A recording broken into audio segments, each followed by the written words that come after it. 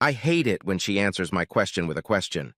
Without thinking, she does it every fucking time. It doesn't matter what the question or answer is, she answers a question with a question. She does it to everything. Megan, what's for dinner? Does it look like I cooked? Megan, where should I move the chair? Harold, where did I say I wanted it? Snap! Megan, you look sexy in that teddy. How about we make the sheets? What, don't I look good in flannel pajamas? No matter the subject, my questions can always be answered with a question. The only time she failed to answer my question with a question was the last question I asked her. What kind of question is that? 6 simple words with a question mark, but the hardest question to answer is, why do I want to stay? She didn't have an answer to that question. The bad thing was that I knew she couldn't answer it. Cheaters never can. They can talk typical nonsense, but when it comes down to it, they know the answer. You just have to make them see the truth. I should have known from the beginning that it would come to this. My marriage was doomed from the beginning. I should have just listened to my father and followed the rules. My father taught me the 10 rules a man should live by. 1. Life is fun until you blow it. 2. Work is only hard when you don't want to do it. 3. If you want to know what your wife will look like in 20 years, look at her mother. 4. It takes a strong woman not to be her mother. 5. Friends are for a dozen, but true brothers are forever. 6. Never give your wife all your money. 7. No cheated woman is worth half, no matter what the judge says. 8. Appearance fades, but beauty is eternal. 9. If he looks like a duck, walks and quacks like a duck, he's a fucking duck. 10. No bitch is worth dying or going to jail for, so always plan, plot, figure out the best way to get revenge, and don't leave fingerprints. My dad always said that if my mom disappeared and her purse was left behind, it was one of 2 things. She ran away or he chased her away. If he chased her away, then the purse was left behind because he was keeping her busy. My dad always said loud enough for my mom to hear him, "Son, she's going to walk away with what she came into this marriage with and nothing more." I always wondered what made a man so hateful. It was one of the little life lessons I learned later in life. I've never liked to tell my life story, so I won't. But I will tell you the gist of it. I was born in North Texas to a good family, and my dad kicked my ass every day, when I deserved it and sometimes when I didn't. My mom was the backbone of our family. My sisters Kelly and Ann were always there for me and my little brother Carlton. Carlton is a nerd, but overall a good brother. And then there's Megan. I met Megan in 8th grade. She had big teenage boobs, and it was love at first sight for me. We didn't date until my 2nd year in college. From that point on, she became my girlfriend. If you're wondering why we didn't date for so long, ask her dad. The man was like Old Yeller, you know, the dog from the classic movie. If any man came within a foot of his daughter, he barked like a damn bloodhound. It took 3 years for him to let me sit on the porch of their house, and then another year just to call her. And then, before she could ask him if I could walk with her, it always sounded like he was eavesdropping on the phone. He would yell, "No!" So believe me when I tell you that he surprised the hell out of me when I asked permission to marry Megan. He said, "Yes, son, you can. Son, son." The bastard just called me son. Over the past 6 years, I've been called a bastard, a fucking retard, a fucking moron, a dumbass fool, and finally the king of assholes. But now I'm his son. Deal with that shit. For me, married life was great. Our honeymoon was fucking great. I was 22 at the time. By the time she was done with me, I needed a B12 shot. Life with Megan wasn't boring. For the next 15 years, life was hard but good. We worked, we played, we made love, we had kids. 3 children, Tommy, Jessica, and Paul, our little angels.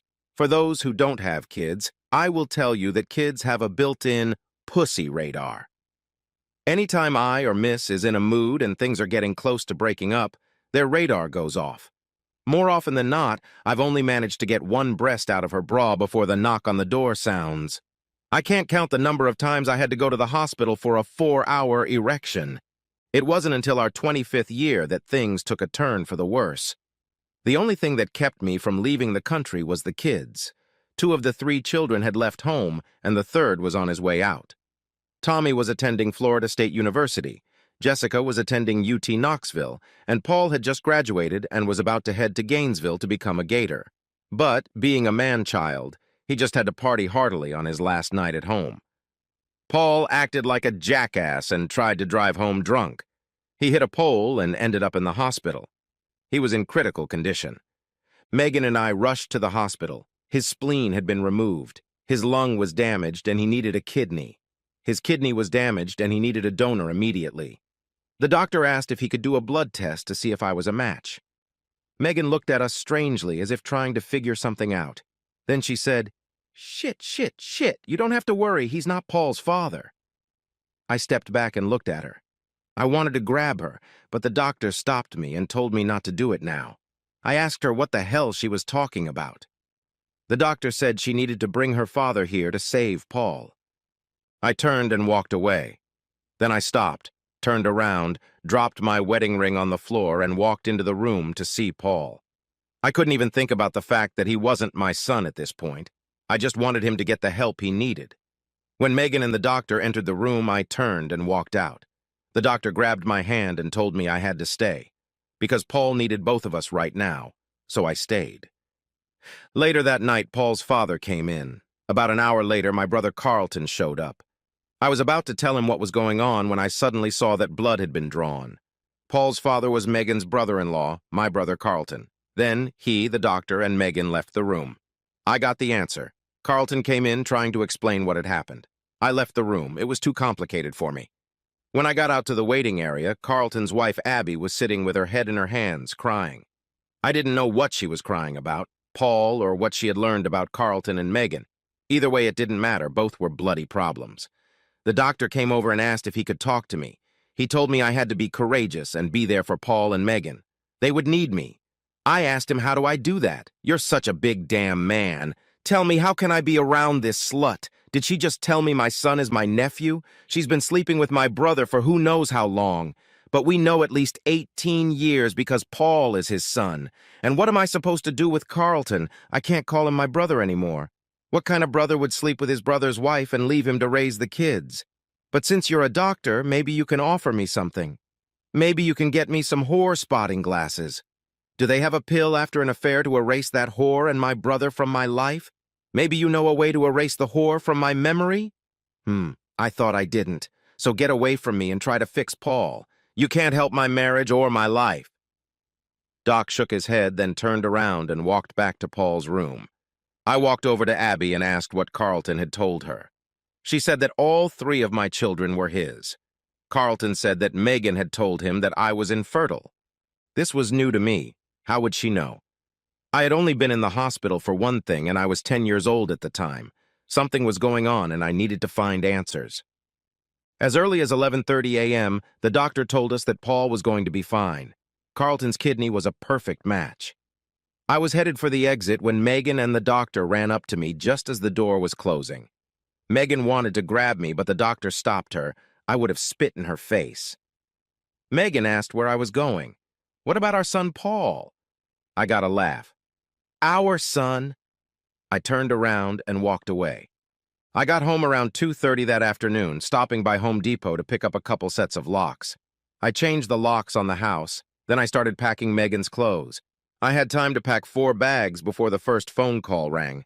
It was her dad, who wanted to come over and talk before I did something stupid. Like, what did I ask him to do? Come on, Dad, what reason could I have to do something stupid? Before he could say a word, I slammed the phone down. As I packed Megan's things, I thought about Paul and everything that had happened. It brought me back to long discussions in psychology class. Nature and nurture, whether DNA made Paul my son. Absolutely, in my heart, he was mine. From the first moments of his life, from his first steps, from the first time he caught a soccer ball, his first fight, his first date, his first kiss, talking to him about the birds and the bees, all of those things made him my son, didn't they? But when he really needed a father, the truth was that I wasn't one. When he needed blood and kidneys, which I would have gladly given him, I couldn't. The moment he really needed help, I could only sit by because Megan turned out to be a cheating whore. The moment the doctor said he needed a kidney, he was not my son. My family name will continue, but what will happen to my branch of the family tree? There will be no Harold Paxton branch. Of course, there were 7 sprouts on the Carlton branch, 4 children by Abby and 3 children by Megan, which made Carlton the family stud. I had to stop thinking for a while because I was giving myself an indulgence. I walked over to the refrigerator, grabbed a beer, and sat down in the chair. I was just turning on the TV when I heard cars pulling up to the house. I didn't move. I sat there drinking my beer and listening to them banging on the door. It sounded like there were 4 or 5 people there. They had been knocking for about 10 minutes when Megan pulled up. I think it was my dad who told her to open the door with her key. I bet they were really surprised when the key didn't work. I finished my beer, grabbed my gun from the table, walked over and unlocked the door. I asked my father what they wanted. My father asked, "Why?" Because I had a gun. I told him it was to scare off the uninvited guests. I asked them again, "What do they want?" My father was the spokesman. He asked if they could come in and talk to me. I replied that sure, but only if Carlton and Megan weren't with them. Megan was sitting on the porch crying, and Carlton was about to show me what a man he was until he heard me pull back the bolt on my Desert Eagle. I think that's when they realized it wasn't going the way they thought it would. For the next 2 hours, they laid out everything they knew except for Abby and me. I couldn't believe that these people were my relatives. Abby understood how Megan felt. My father, the man who taught me how to deal with a cheating wife, now wanted me to live with one. Strange how grandparents can cloud your judgment.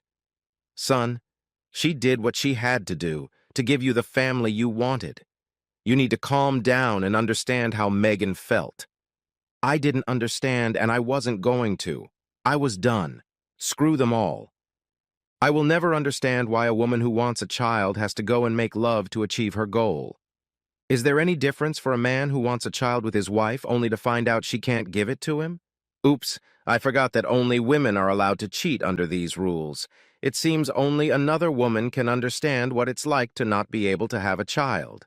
I guess men don't want families. They don't want to watch their child grow in their significant other's belly. They don't get the joy of taking care of their loved one, their other half, for a lifetime. I guess I'm not a man then because I'm not supposed to cause pain. They talked nonsense, and it was exactly nonsense about how I needed to think about children and how to keep my family together. They told me crap about how a woman doesn't feel complete if she can't have children, and that women are emotional beings and need to procreate. And then they started telling me that it was a blessing for everyone. That's when I lost my temper and told them all to get the hell out. She's a fucking cheating whore, and she bore my brother children. That's a blessing. If it's a blessing, then I need to change my beliefs. Turns out my mom told her I couldn't have kids because I got yellow fever when I was 10. She told Megan but forgot to tell me, which mom. After I put them all out, about an hour later, the kids showed up. They told me that Megan had called them, but told them to come to her parents' house first. They got home first. I spent the next hour explaining to them what had happened, holding nothing back. Jessica didn't believe it. She called and made an appointment to get blood for DNA testing. Then she was going to meet with Megan. Tommy said it didn't matter because I was his father no matter what. But he went along with Jessica's plan because he needed to know. The next day, we all went to the hospital and checked Paul's condition, and then had blood drawn for testing. After that, Jessica went to Megan's, and Tommy and I watched Paul for a few hours, and then went back to the house. Needless to say, the next few days were very tense in the house. On the 3rd day, we got a call from the hospital. The results had come back. It turned out that mine was only Jessica's. Tommy got angry and left because that meant Megan had been a cheating whore since the 2nd year of our marriage. Not 2 years later, she got pregnant with Tommy, 18 months later. I filed for divorce the same day the results came back. I gave my attorney the DNA results. I didn't want 50-50, I wanted everything. You see, I'm a firm believer in equal rights. When a man cheats, everyone yells, "Give it to the cleaners." Don't get mad, everyone gets it, but when a man cheats, it's, "What did you do?" Are you sure maybe it's hormones? You need to help her, not divorce her. I can't tell you how many friends I lost in the days that followed. I lost my parents and relatives too because they knew everything. At the last meeting, Megan asked for 30 minutes to herself. After 25 years of marriage, 23 years and 4 months of lies, but who's counting? I could have sat down and listened to another lie. Even at our last meeting, everything was in question. "Harold, haven't I been a good wife to you? Harold, think about it. Aren't you missing something? After all the love we've shared, do you really want to give up on us? I mean, really? Harold, why do you want to leave? I gave her 30 minutes, but at the end I asked her one question. It wasn't a hard question, but it was the one question she didn't have an answer for. I spent the next 10 minutes summarizing everything that had happened in the last 2 years of our marriage. Then I asked Megan, why do I want to stay? I then got up and left. The divorce was obtained 90 days later. No alimony on my part, no child support, nothing. Megan ended up paying me $350 a month in child support for 5 years. There was no way to put the house on the market. I gave the house to Jessica. I lived there rent-free. Speaking of our finances, I didn't have a job, so there was no paycheck. I quit the day before the DNA results came back. She cheated on me for 20-plus years, and some judge was going to make me pay her for it. I had no money left in the bank. I used it to pay Paul's medical bills. There's nothing left out of nothing. The only good thing was that Abby stopped by to let me know that my parents, along with Megan and Carlton, were planning to ambush me to talk to them so I could talk to them and be a family again. Abby and I spent the next 3 hours plotting and playing games. Carlton was stupid because Abby has 38 D-die. I won't tell you what else she had because I wanted to use it again. But by the end of the day, Paul, Tommy, and I went on a cruise during their visit. When we returned from the cruise, Jessica informed me that my attorney was ready to file a lawsuit against Carlton for 23 years of non-payment of child support. We were asking for $350,000 for each child. College, cars, and all, after all, kids are expensive.